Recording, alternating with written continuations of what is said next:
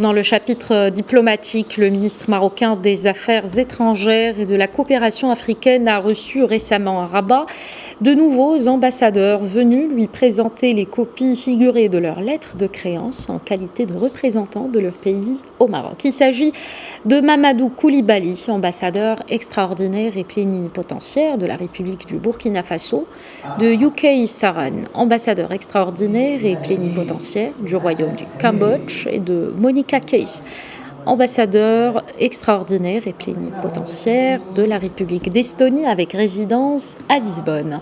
On écoute Nasser Bourita puis Mamadou Youssifou, ambassadeur du Cameroun dans le Royaume.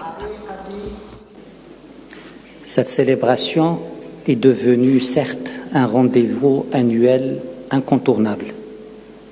Pour autant, il revêt chaque année un caractère singulier. L'année dernière, cette célébration avait coïncidé avec l'acte fondateur ici même à Rabat de la Conférence des États africains atlantiques.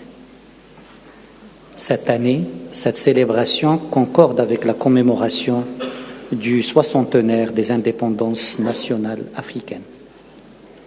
La symbolique en est forte en deux sens. Il y a d'une part le devoir de mémoire. C'est l'occasion de rendre hommage au sacrifice des combattants de la libération des pays africains du joug colonial. Mais il y a d'autre part le sens de l'histoire, car par cette commémoration,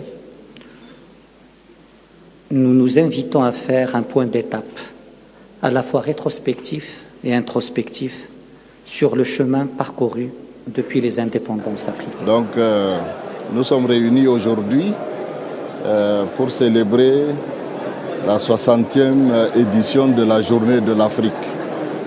Nous commémorons donc la lutte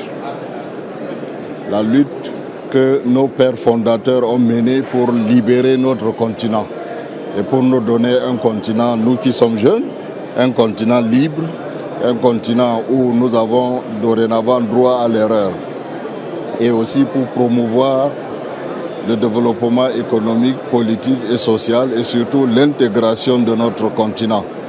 Nous commémorons cet événement en ayant une pensée pour tous ceux qui ont versé leur sang et donné leur vie pour que nous ayons un continent libre.